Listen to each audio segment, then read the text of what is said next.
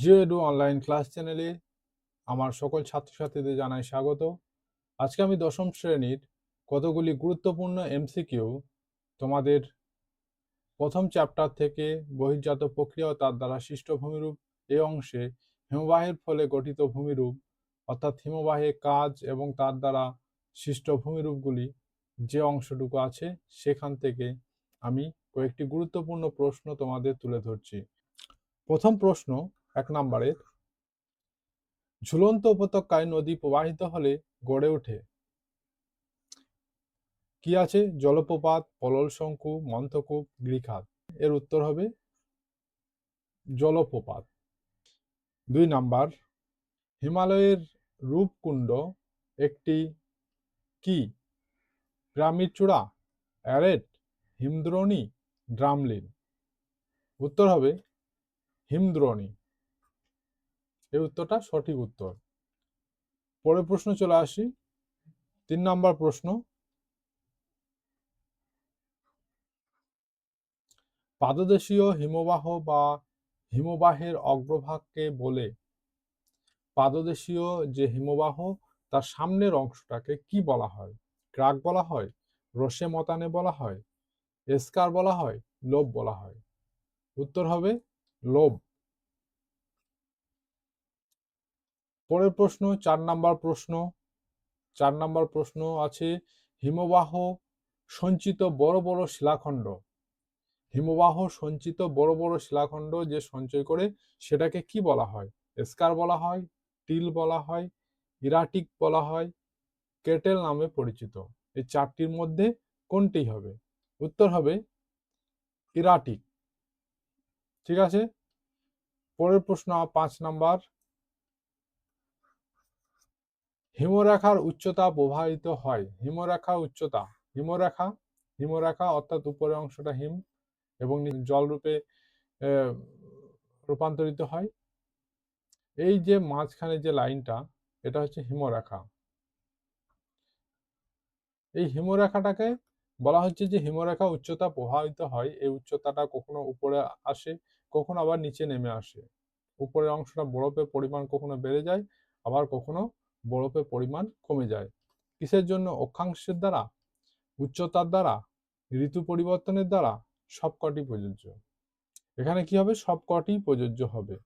তার কারণ অক্ষাংশ, শীতল অক্ষাংশে হিমরেখা আরো নিচে থাকবে, উষ্ণ অক্ষাংশে হিমরেখা উপরে থাকবে। এই হচ্ছে ব্যাপার। উচ্চতার দ্বারা, উচ্চতা যত বৃদ্ধি পাবে হিমরেখা তত নিচে নেমে আসবে, অর্থাৎ ঠান্ডার পরিমাণ বেশি হবে, তার ফলে বরফ বেশি জমবে। ঋতু পরিবর্তন, শীতকালে হিমরেখা নিচে নেমে আসবে, গ্রীষ্মকালে উপরে উঠে যাবে। এই হচ্ছে ব্যাপার। পরের প্রশ্ন 6 নাম্বার প্রশ্ন,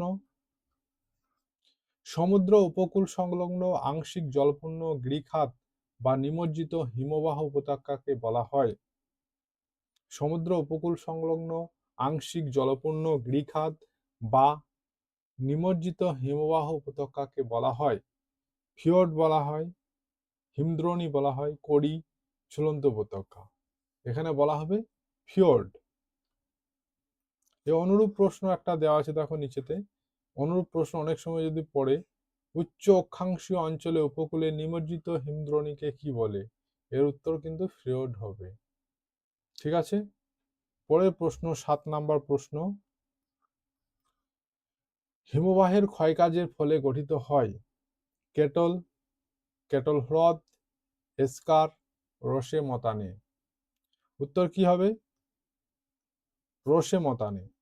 হিমবাহের ক্ষয়কার্যের ফলে সৃষ্টি হয় রোষে মতানে। অনুরূপ প্রশ্ন কিরকম আসতে পারে? হিমবাহের উৎপাটন প্রক্রিয়ায় সৃষ্ট একটি ভূমিরূপের নাম লেখো। ভূমিরূপের উৎপাটন প্রক্রিয়ায় সৃষ্ট একটি ভূমিরূপের নাম কি? সেটাও হবে উত্তর রোষে মতানে। ঠিক আছে। পরের প্রশ্ন দেখি 8 নাম্বার,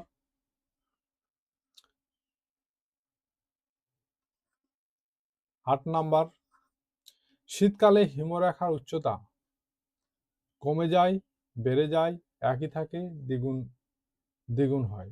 একই রকম প্রশ্ন আমি বললাম, শীতকালে উচ্চতা কমে যায়, শীতকালে গ্রীষ্মকালে উচ্চতা বাড়ে। এই যে হিমরেখা, এটা শীতকালে নিচে নেমে আসবে এবং গ্রীষ্মকালে উপরে উঠে যাবে। তাহলে কি হবে? শীতকালে হিমরেখা উচ্চতা কমে যায়, বেড়ে যায়, একই থাকে, দ্বিগুণ হয়। এখানে হবে কমে যায়, অর্থাৎ শীতকালে নিচে নেমে চলে আসে উচ্চতা। এই যে উচ্চতা, এই উচ্চতাটা কমে যায়। গ্রীষ্মকালে উচ্চতাটা বেড়ে যায়। ঠিক আছে? পরের প্রশ্ন, ৯ নম্বর প্রশ্ন। হিমবাহ থেকে নিঃসৃত জলস্রোতের মাধ্যমে হিমবাহ উপত্যকায় যে পলি সঞ্চিত হয় তাকে বলে। অর্থাৎ হিমবাহ থেকে নিঃসৃত যে জল, সেই জলের মাধ্যমে যে পলি সঞ্চয় হয় সেটাকে কি বলা হয়? বোল্ডার ক্লে, গ্রাবো রেখা, ড্রামলিন, রসেমতানে। উত্তর হবে গ্রাবো রেখা। গ্রাবো রেখা উত্তর হবে। নিচের অনুরূপ প্রশ্ন একটা দেওয়া আছে, প্রশ্নটা দেখো। হিমবাহ দ্বারা ক্ষয়িত বাহিত পদার্থকে বলা হয় মোরেন। এটা উত্তর হবে মোরেন। পরের প্রশ্ন চলে আসি, 10 নম্বর প্রশ্ন।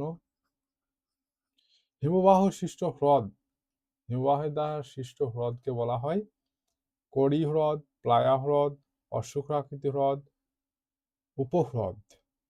এখানে হিমবাহ দ্বারা সৃষ্ট হ্রদ হচ্ছে কড়ি হ্রদ। অর্থাৎ এই যে হিমবাহ, এই যে নিচের অংশটাতে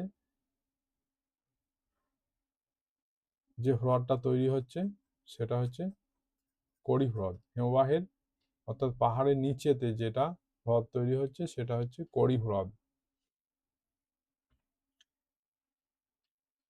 পরে চলে আসি,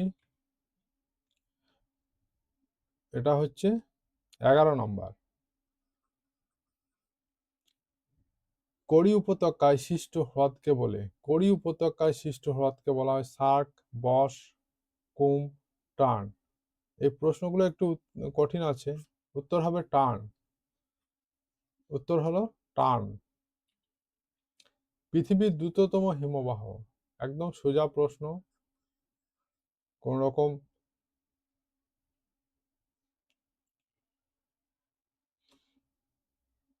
ল্যাম্বার্ড, জেমু, জ্যাকব ভ্যান, কোয়ারেক। উত্তর হবে জ্যাকব ভ্যান। জ্যাকব ভ্যান হলো পৃথিবীর দ্রুততম হিমবাহ। হিমবাহ জলধারা সঞ্চয় কার্যের ফলে প্রান্ত গ্রাবরেখা সৃষ্ট ত্রিকোণাকার ভূমিকে বলা হয়। এই প্রশ্নটা হচ্ছে 13 নম্বর। 13 নম্বর প্রশ্ন। হিমবাহ ও জলধারা সঞ্চয় কার্যের ফলে প্রান্ত গ্রাবরেখায় সৃষ্ট ত্রিকোণাকার ভূমিকে বলে পোলল ব্যঞ্জনী, কেম, কেটল, ড্রামলিন। উত্তর হবে কেম। ঠিক আছে, পরে চলে আসি, হিমদ্রোণী, 14 নম্বর প্রশ্ন। 14 নম্বর প্রশ্ন। হিমদ্রোণীর পার্শ্বদেশ ক্ষয় পায়। হিমদ্রোণীর পার্শ্বদেশ ক্ষয়প্রাপ্ত হয়, ক্ষয় পায় অবনমন প্রক্রিয়ায়, অবঘর্ষ প্রক্রিয়ায়, উৎপাটন প্রক্রিয়ায়, ঘর্ষণ প্রক্রিয়ায়। উত্তর হবে অবঘর্ষ প্রক্রিয়ায়। এই উত্তরটা সঠিক উত্তর। পরের প্রশ্ন, একদম শেষ প্রশ্ন, 15 নম্বর। ডিমের ঝুড়ি ভূমিরূপ দেখা যায় নদী ক্রিয়ায়, বায়ু প্রবাহ জলধারা মিলিত ক্রিয়ায়, হিমবাহের ক্রিয়ায়, বা প্রবাহের ক্রিয়ায়। উত্তর তোমরা ভালো করে জানো, এটা হবে হিমবাহের ক্রিয়ায়। তাহলে এখানে আমি শেষ করলাম।